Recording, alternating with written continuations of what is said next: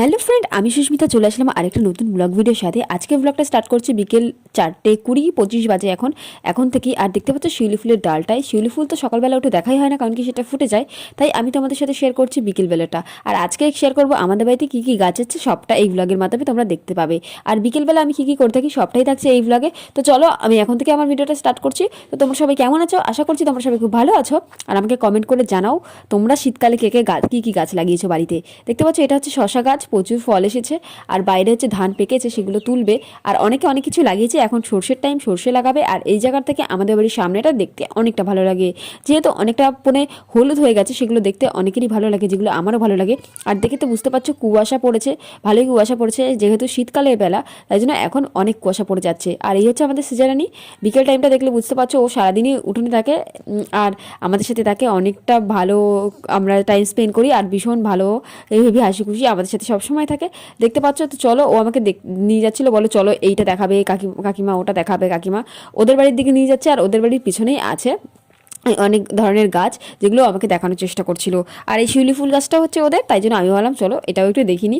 ও বারবার বলছে এটা দেখাও ওটা দেখাও, ও ব্লগেও কথা বলে। তোমরা সেগুলো যারা আমার পুরনো ব্লগগুলো দেখেছো তারা নিশ্চয়ই জানবে যে ও আমার ব্লগে কতটা আসে। আর এ হচ্ছে আকন্দ ফুলের গাছ, এইটা হচ্ছে দেখতে কড়ি সবে হচ্ছে, যেহেতু শীতকাল তাই সেরকমভাবে কোনো কড়ি বেরোচ্ছে না। আর পেঁপে গাছে প্রচুর ফুল এসে, এটা হচ্ছে লম্বা পেঁপে হবে আমাদের বাড়ির পিছনে, এটা হচ্ছে আমাদের গাছ, কিন্তু আমি দেখিনি এতদিন যে এত ফুল হয়েছে। আজকে ভিডিও করতে করতে হঠাৎ করে চোখে পড়লো যে এত এত ফুল হয়েছে। আর এটা হচ্ছে ছিম গাছ, ছিম গাছেও খুব তাড়াতাড়ি ফলন আসবে। আর এই ছিম গাছটাও আছে, কাদের বাড়িতে আছে সেটা একটু কমেন্ট করে জানিও। আর পেঁপে গাছ তলা থেকে আরেকটা পেঁপে গাছ জ্বালিয়েছে, যে এটা কেটে দিতে হবে, কারণ কি রাস্তার এখান থেকে আমরা হাঁটাচলা করি।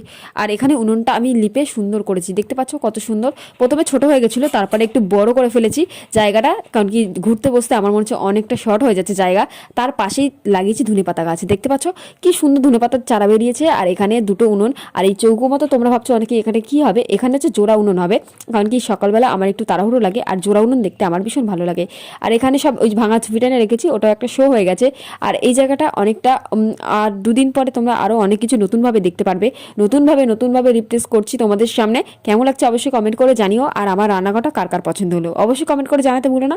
তোমরা অনেকেই ভিডিও দেখো, আমাকে অনেক অনেক ভালো কমেন্ট করো, আমার ভীষণ দেখতে ভালো লাগে। আর তাদেরকে আমি বলছি থ্যাংক ইউ আমার পাশে থাকার জন্য। আর এভাবেই ভালোবাসা দিও, তোমাদের ভালোবাসার জন্যই আমি এতদূর আসতে পেরেছি। আর এই যে গাছের পরিচর্যা করছি, বিকেলবেলা হয়ে গেছে তাই, কিন্তু গাছগুলো না খুব রোগা হয়েছে। আমি সার ঠার তো কি তেমন কিছু দেওয়া পড়ে না, শুধু জল দিচ্ছি তাতেই বাড়ছে।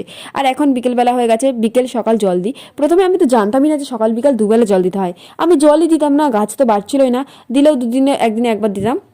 আসলে আমার ধারণাটা ছিল যদি জল দিলে গাছটা মরে যায়, কিন্তু না, সবাই বললো দুবেলা জল দাও, মাটি ভিজে থাকলে ভালো হবে। যাই হোক, আমি তো প্রথমবার চাষ করছি, ভালো করে মাটিটা কোপানো হয়নি, তাই জন্য এরকম হচ্ছে। আর যেই জায়গাগুলো খোঁড়া হয়নি সেগুলো আমি আবার ভালো করে খুঁড়ে দিচ্ছি, কিন্তু জল দিতেই হবে, জল দেওয়ার কারণে আমার এত বড় গাছগুলো হয়েছে।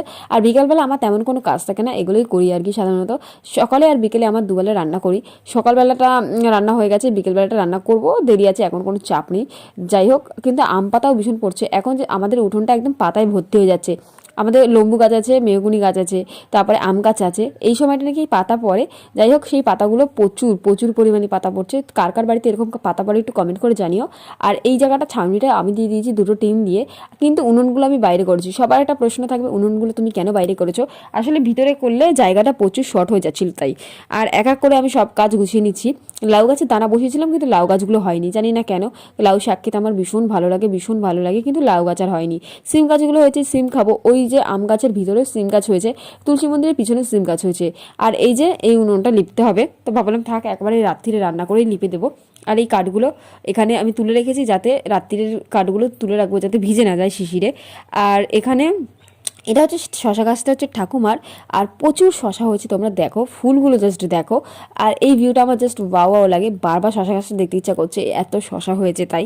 আর একা করে সবটা তোমাদের সাথে শেয়ার করছি, তোমরা আমাকে অনেক ভালোবাসা দিচ্ছ, তাই এরকম ভিডিও আমি তোমাদের সাথে আনছি।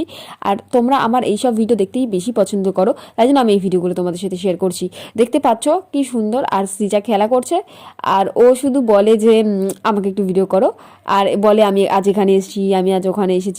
আর আজকে ও পরি ড্রেস পরেছে, যে ড্রেসটা খুব সুন্দর, আমার খুব ভালো লাগছে।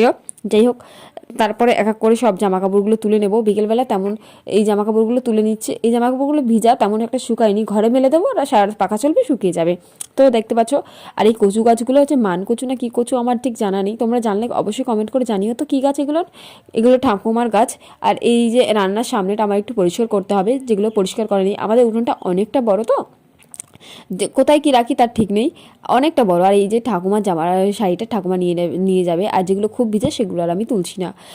আর এই দেখো কুয়াশা কুয়াশা পড়েছে, তো তাই জন্য একটুখানি সাদা সাদা ভাব লাগছে, যে ক্যামেরায় আমি পরে দেখতে পাচ্ছি যে সত্যি তো অনেক সাদা সাদা ভাব লাগছে। আর এই যে আমি সব সময় এই ঘরটার যত্ন করি, দেখতে পাচ্ছ লাইটের পাশে একটা দড়ি ঝুলেছিল, সেটা আমি ঢুকিয়ে দিচ্ছি। যাই হোক, এই লাইটটা আমার হাজব্যান্ড এখানে টানিয়ে দিয়েছে, যেহেতু আমি রাত্রেও রান্না করি। আর ভেবেছি আমি শীতকালে পিকনিক করবো, সেগুলো তোমাদের এই ভ্লগের মাধ্যমে মানে এইসব আমার এই চ্যানেলের মাধ্যমে শেয়ার করব।